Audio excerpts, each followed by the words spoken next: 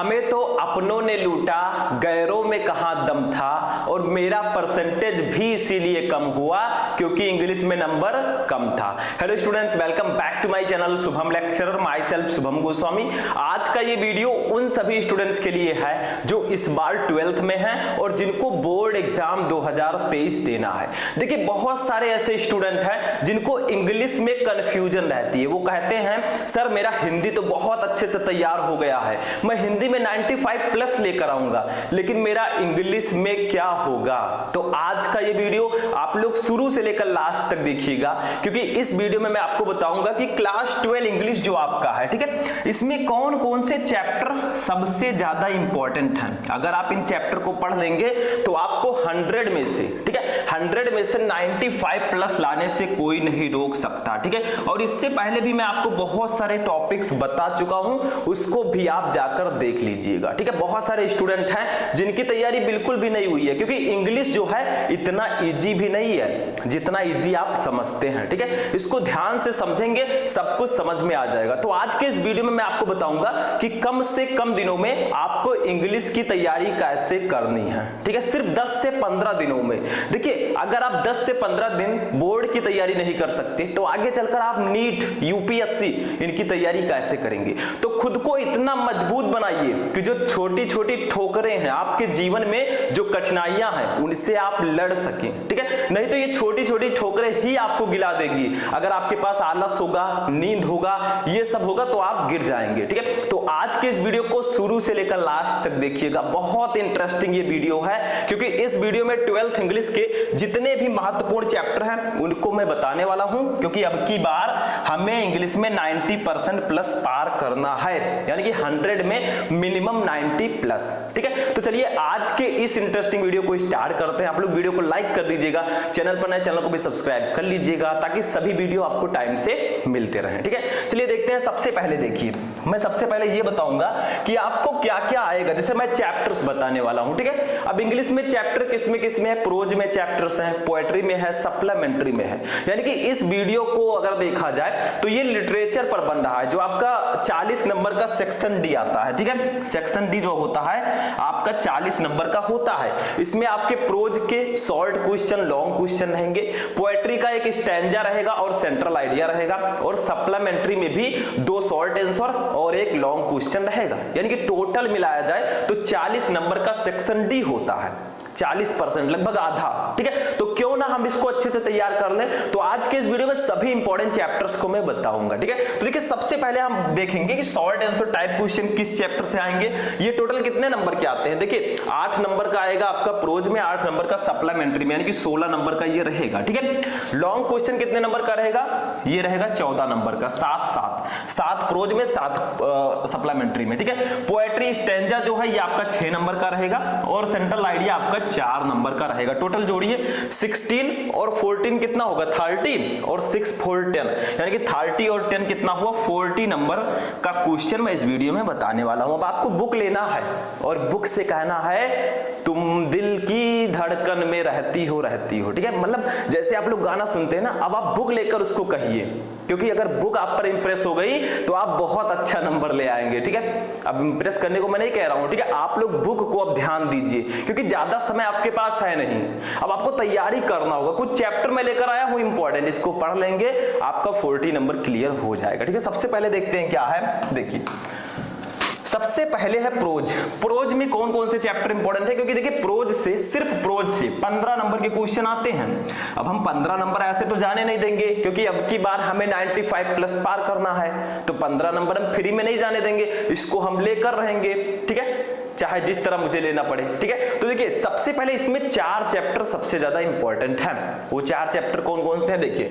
The last lesson पहला chapter, lost spring दूसरा chapter, deep water तीसरा चैप्टर, और द राइट ट्रैप चौथा चैप्टर, ठीक है। ये 4 चैप्टर अगर आप पढ़ लेते हैं किसमें, प्रोज में, तो आपको 15 नंबर लाने से कोई नहीं रोक सकता। देखिए, 4 चैप्टर अगर आप पढ़ लेंगे, इसके शॉर्ट आंसर टाइप क्वेश्चन, इसके लॉन्ग क्वेश्चन को अगर आप पढ़ लेते हैं तो समझ लीजिए 15 नंबर आपका क्लियर हो गया। समझ में आया। और इसके बहुत सारे क्वेश्चन मैं आपको ऑलरेडी बता चुका हूं, इसमें मेरी गलती नहीं है। अगर आप लोग पढ़ेंगे तो आगे बढ़ेंगे, नहीं तो फिर प्रॉब्लम हो जाएगी, तभी नंबर कम होता है। मैं तो बता दूंगा आपको ये चैप्टर पढ़ लो, मैं बता दूंगा ये क्वेश्चन पढ़ लो, अब पढ़ना तो आपका काम है। मैं वहां पर आऊंगा तो है नहीं कि भैया आप पढ़ रहे हैं कि नहीं पढ़ रहे हैं, ठीक है, पढ़ना आपका काम है। अगर आप पढ़ेंगे तो आगे बढ़ेंगे, आपके देश का, अपने माता पिता का नाम रोशन करेंगे। अगर नहीं पढ़ेंगे तो क्या करेंगे, वो तो आगे आपको बताइए, ठीक है। तो यहां पर 4 चैप्टर प्रोज में सबसे ज्यादा इंपॉर्टेंट है। The last lesson, lost spring, deep water, the right trap. ये चारों चैप्टर अगर आप ध्यान से पढ़ लेंगे तो यकीन मानिए इसी चैप्टर से शॉर्ट क्वेश्चन भी आएगा और लॉन्ग क्वेश्चन भी आएगा। अब आप लोग कहेंगे सर आप क्वेश्चन आंसर बताइए, तो देखिए लास्ट में वीडियो के मैंने 3-4 क्वेश्चन मैंने ले रखे हैं, उसको तो मैं बताऊंगा ही, और आगे भी मैं आपको चैप्टर वाइज क्वेश्चन पहले भी बता चुका हूं। आप लोग जाएंगे सर्च करेंगे the last lesson chapter important question Shubham lecturer, आपको वीडियो मिल जाएगा। मतलब किसी भी चैप्टर का क्वेश्चन सर्च करना है अगर आपको, तो पीछे शुभम लेक्चरर लगा दीजिए, हमारा चैनल, ठीक है, आपको वीडियो मिल जाएगा। तो इतनी सारी सुविधाएं हैं आपके पास, फिर भी आप ना पढ़ सके तो बेकार है, ठीक है, समझ में आया। आप मॉडर्न एज के स्टूडेंट हैं, आपको पढ़ना है, ठीक है। तो यहां पर 4 चैप्टर सबसे इंपॉर्टेंट है, इसी से आपके शॉर्ट क्वेश्चन भी आएंगे, इसी से लॉन्ग क्वेश्चन भी आएंगे। ध्यान रखिएगा प्रोज में ये 4 चैप्टर पढ़कर जाइएगा। अभी हम पीछे क्वेश्चन आंसर भी पढ़ेंगे, ऐसी बात नहीं है कि क्वेश्चन आंसर नहीं पढ़ेंगे, क्योंकि वीडियो देखने का मतलब है कि आप लोग अच्छे से समझे किसी चीज को, फुल कॉन्सेप्ट को समझे कि क्या मैं कहना चाह रहा हूं, ठीक है, मेरी भावनाओं को, मेरी फीलिंग को समझिए। आगे देखिए नेक्स्ट, पोएट्री में क्या क्या इंपॉर्टेंट है इसको देख लेते हैं। पोएट्री में आते हैं, पोएट्री में आपका क्या क्या आता है, एक स्टैंजा आता है, ठीक है, क्या आता है, स्टैंजा, और एक सेंट्रल आइडिया आता है, सेंट्रल आइडिया, ठीक है। तो ये किस चैप्टर से आ सकते हैं, देखिए सेंट्रल आइडिया जो है वो इन्हीं 4 चैप्टर में से आएगा, चाहे आप लिख कर लिख लीजिए। अगर आप इन 4 चैप्टर के सेंट्रल आइडिया पढ़कर जाएंगे आपका 4 नंबर कहीं जाएगा ही नहीं, लेकिन पढ़कर जाना पड़ेगा। ऐसा नहीं कि 2 चैप्टर पढ़ लिए बाकी नहीं पढ़ेंगे, चारों पढ़ना पड़ेगा। कौन कौन सा चैप्टर, माई मदर एट 66, ठीक है, दूसरा है an elementary school classroom in a slum, तीसरा है कीपिंग क्वाइट, और चौथा है ये थिंग ऑफ ब्यूटी। ये 4 चैप्टर आप पढ़कर जाइएगा, ठीक है। ये थिंग ऑफ ब्यूटी जितना अच्छा से पढ़ेंगे उतनी ब्यूटीफुल आपकी तैयारी भी होगी, ठीक है। तो ये 4 चैप्टर बिल्कुल से पढ़कर जाइएगा। इसी से स्टैंजा भी आएगा 6 नंबर का, इसी से सेंट्रल आइडिया भी आएगा। अब जो स्टूडेंट हमारे टॉपर्स बनना चाहते हैं, जिनका 90+, 95+, जिनको लाने का टारगेट है, वो लोग पूरा चैप्टर पढ़ेंगे। ये वीडियो मेनली उन छात्रों के लिए जो थोड़ा सा वीक हैं, जिनकी तैयारी अच्छे से नहीं हुई है, पूरे साल खूब एंजॉय किया है, टहला घूमा, मोबाइल देखा, रील शॉर्ट ये सब देखकर जिन्होंने टाइम वेस्ट कर दिया है, उनके लिए ये वीडियो बहुत इंपॉर्टेंट है। और जो स्टूडेंट हमारे टॉपर्स बनना है जिनको, ठीक है, जिनको बहुत ज्यादा आगे जाना है, उनको तो पूरा पढ़ना ही पड़ेगा, क्योंकि मान लीजिए अभी दूसरे चैप्टर से आ जाए एक आध क्वेश्चन तो क्या करेंगे, मतलब आएगा तो इसी चैप्टर से, लेकिन जो बाकी के चैप्टर से उनको भी पढ़ लीजिएगा, क्योंकि जब तक टॉप पर बनेंगे नहीं तब तक छोड़ेंगे नहीं, किसी चैप्टर को नहीं छोड़ना है, ठीक है। कुछ नहीं है, एक दिन में आप एक चैप्टर बहुत आसानी से पढ़ सकते हैं, बस आपके अंदर वो जुनून होना चाहिए जो एक टॉपर के अंदर होता है, आपके अंदर वो टाइम मैनेजमेंट होना चाहिए जो एक टॉपर के अंदर होता है। आप अपने टाइम को सही से यूज करना आपको करना चाहिए जो एक टॉपर करता है, ठीक है। एक टॉपर और आप में कोई डिफरेंस नहीं है, ठीक है, जितने भी बॉडी पार्ट्स हैं सब सेम है, बट वो टॉपर क्यों बनता है, क्योंकि उसका टाइम जो है बहुत कीमती है, वो अपने टाइम को बहुत कीमती समझता है, वो अपने टाइम को बहुत अच्छे से यूज करता है, सिर्फ पढ़ाई में यूज करता है। और बहुत सारे स्टूडेंट कमजोर के होते हैं, वो मोबाइल ले लेते हैं, कोई गेम खेल रहा है, कोई वीडियो देख रहा है, कोई रील्स देख रहा है, ये सब देखने से काम नहीं चलेगा। आप देखें, लेकिन पहले एग्जाम को टारगेट बनाकर चलें कि हाँ तू मेरा टारगेट है, पहले तुझको मैं पूरा करूंगा, उसके बाद ये सब देखूंगा, ठीक है। तो खुद को इतना मजबूत बनाओ। तो पोएट्री में ये 4 चैप्टर पढ़ दो, इसी से स्टैंजा भी आएगा, इसी से सेंट्रल आइडिया भी आएगा, ठीक है। तो ये 4 चैप्टर बिल्कुल से आपको पढ़कर जाना है। तो 8 चैप्टर हमने देख लिए, 4 हमने देखे प्रोज के, 4 देखे पोएट्री के। अब आते हैं अपने सप्लीमेंट्री रीडर पर, ठीक है। चलिए देखते हैं, बहुत ही इंपॉर्टेंट है वीडियो, ध्यान से समझिएगा, मैं कोई बकवास नहीं कर रहा हूं, नहीं तो आप लोग समझे सर ऐसे बताते जा रहे हैं इसमें क्या होगा। देखिए चैप्टर्स तो मैं बता रहा हूं, क्वेश्चन में ऑलरेडी बता चुका हूं, अब आप लोग ना पढ़े तो गलती आपकी है, ठीक है। समझ में आया, आगे देखिए नेक्स्ट। अब आते हैं सप्लीमेंट्री रीडर पर। सप्लीमेंट्री रीडर में कौन सा चैप्टर इंपॉर्टेंट है दोस्तों, ठीक है। देखिए the tiger, the third level most important chapter the tiger king, राजा वाला चैप्टर आपने पढ़ा होगा, ठीक है। राजा मतलब जो राजा होता है इसमें टाइगर किंग होते हैं, उनको कुछ ज्योतिषियों द्वारा भविष्यवाणी की जाती है कि उनकी मृत्यु जो है बाघ के कारण होगी। अब राजा बहुत डर जाते हैं तो वो 100 बाघों को मारने का वो फैसला ले लेते हैं, ठीक है, और अपने पूरे राज्य में बाघ के शिकार पर बैन लगा देते हैं। सिर्फ मैं ही मारूंगा, बाकी कोई बाघों को नहीं मारेगा, बाघ का शिकार नहीं करेगा, ठीक है, और वो खुद मारने लगते हैं। लेकिन एट लास्ट तो मरना है ही, क्योंकि ज्योतिषी की भविष्यवाणी सत्य हो जाती है। भले ही वो लकड़ी के बाघ से ही मरे हों, लेकिन मृत्यु तो पक्की है, कोई अमर नहीं है, ठीक है, कितना भी कोई चाहे।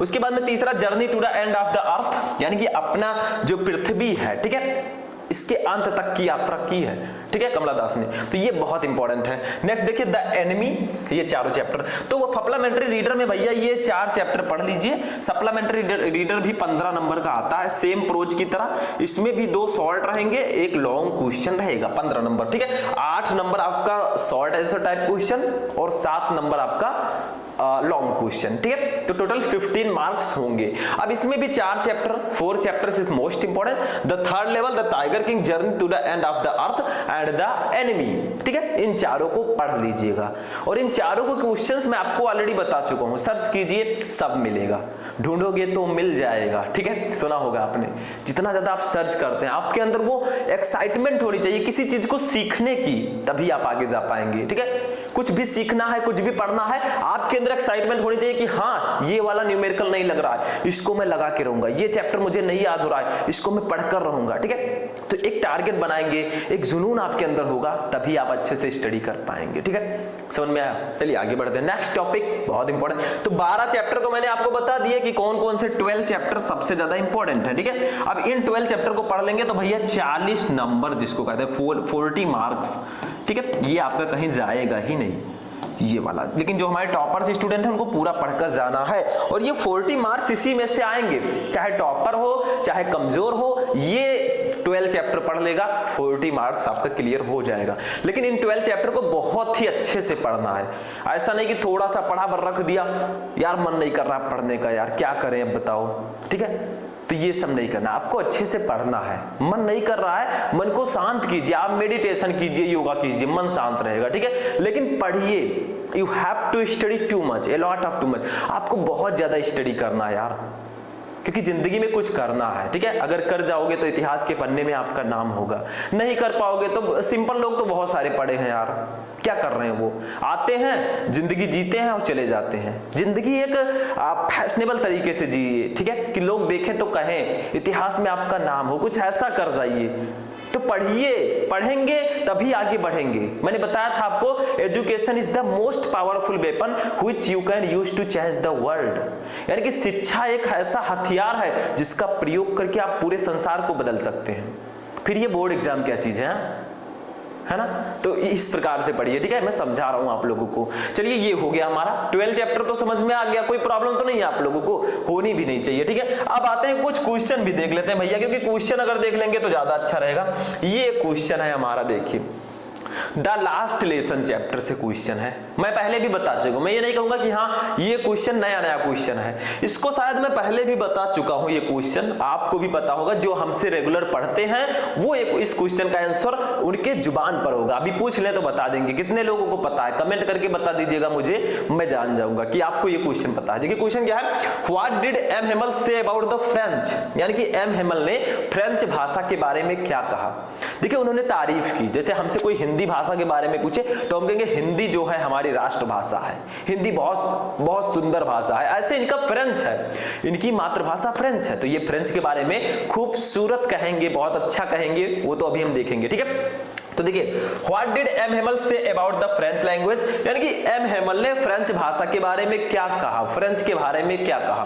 तो देखिए he called French the most beautiful language in the world, यानी कि ही कॉल्ड फ्रेंच, उन्होंने फ्रेंच को बताया द मोस्ट ब्यूटीफुल लैंग्वेज, सबसे सुंदर भाषा इन द वर्ल्ड, संसार में।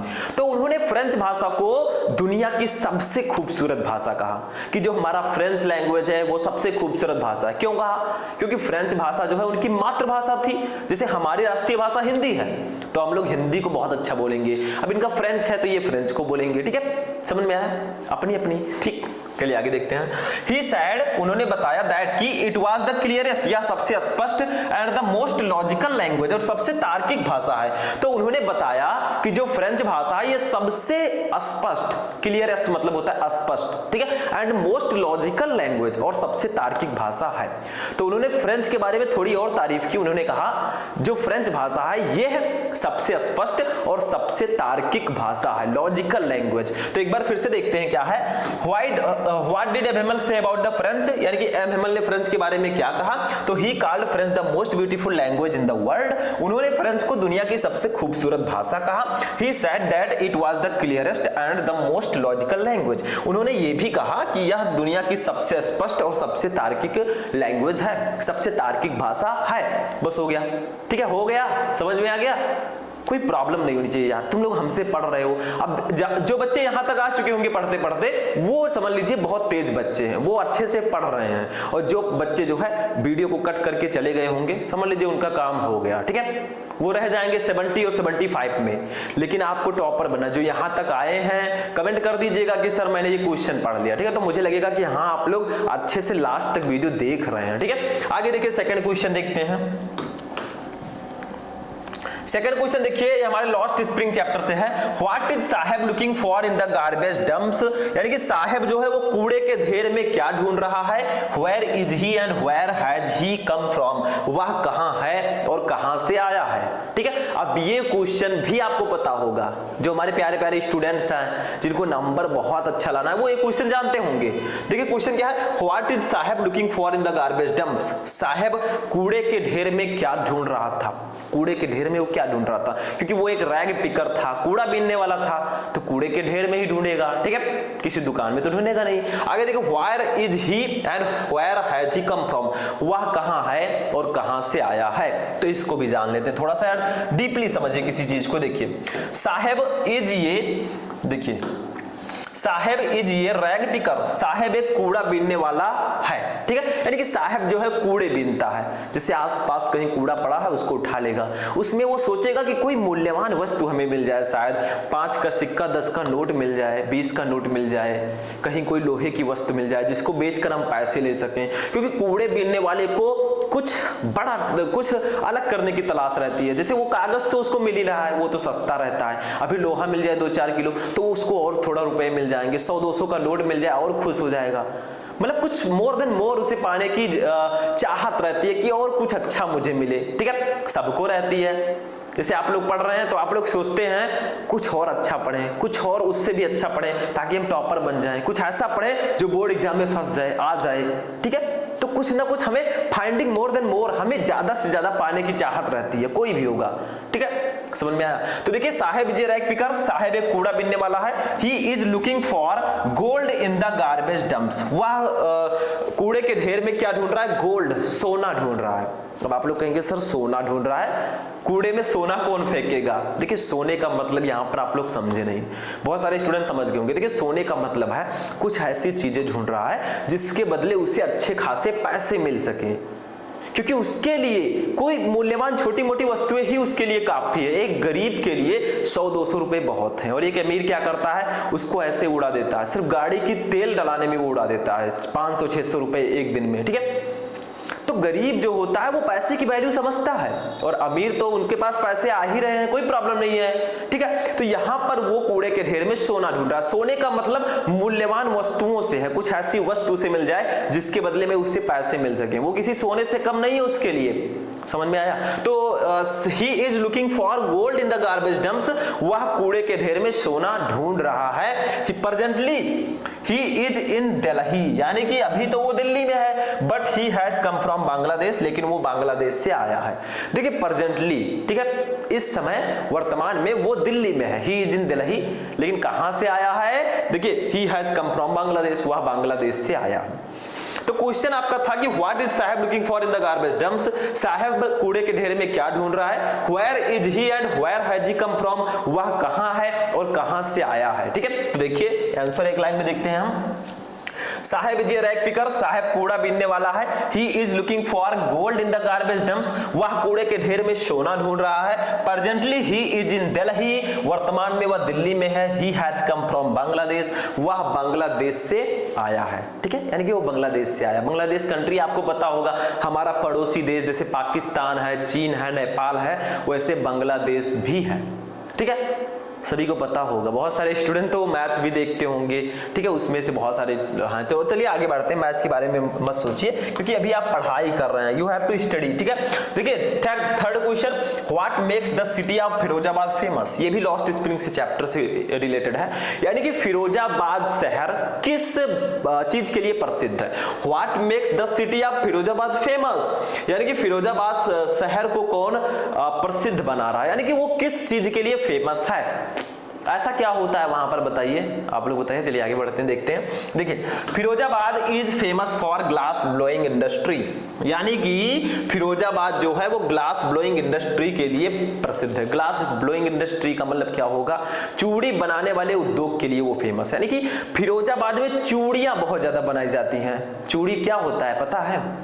अब जो बच्चे लड़के होंगे उनको तो नहीं पता होगा, लड़कियों को पता होगा चूड़ी। ठीक है, वो लड़कों को भी पता होगा, सॉरी सबको पता होगा। चूड़ी तो सबको पता है, ठीक है, वो पहना जाता है इसमें। ठीक है, हम तो नहीं पहने हैं लेकिन पहना जाता है। ठीक है, समझ में आया? तो यहाँ पर क्या है, Firozabad is famous for glass blowing industry.